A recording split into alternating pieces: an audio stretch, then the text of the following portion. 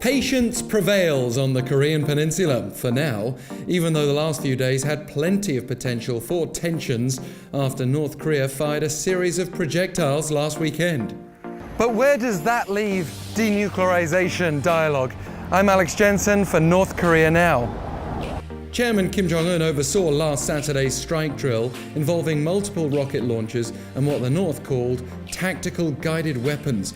The obvious interpretation pointed to attempted pressure on the United States to be more flexible on a denuclearization deal and on South Korea to do more to convince the US of the need for a gradual process rather than an all-or-nothing agreement. However, both sides have responded in their own calm, calculated ways, being very careful not to use inflammatory language and remaining committed to dialogue with the North. US President Donald Trump had at first been furious last weekend, according to reports, but then tweeted with confidence that he believes Chairman Kim will keep his promise to denuclearize. And Seoul's presidential office also seemed to play down what otherwise might have harmed last year's inter-Korean military agreement, convening a meeting of ministers rather than an emergency security briefing, and amending its initial announcement that it had detected short-range missiles so that the word projectiles was used instead. And then on Tuesday night, South Korean President Jae-in spoke with his American counterpart for more than half an hour.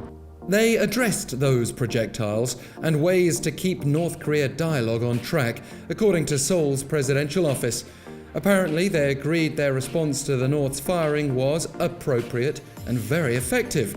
Trump also, by the way, assessed that South Korea's provision of food to North Korea in a humanitarian move will be very timely and a positive step.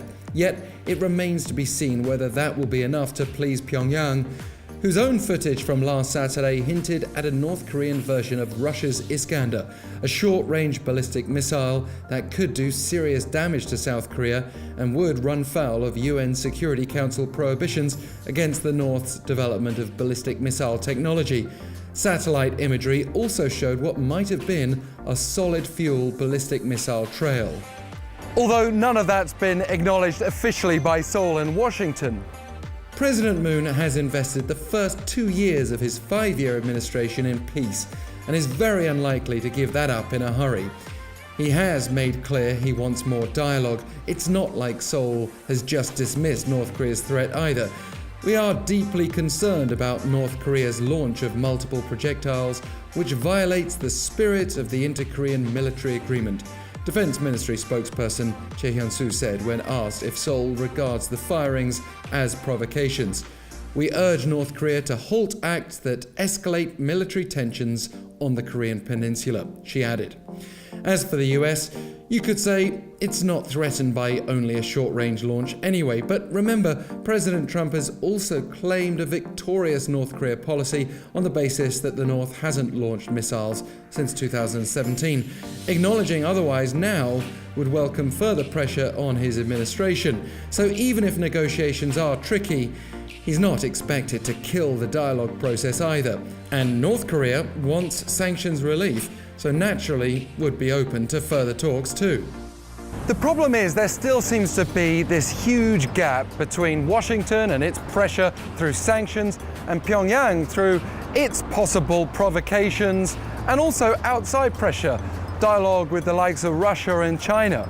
It's clearly a delicate situation, as the North's media has been repeatedly emphasizing the importance of self-reliance. The ruling party's Noreong Shinmun newspaper this week characterized the struggle as a great battle firmly based on the power of science and technology. That could refer to its nuclear arsenal, or it could be possible in a sanctions-free future. Conflict or dialogue, both options remain up in the air, even after last Saturday's projectiles splashed down.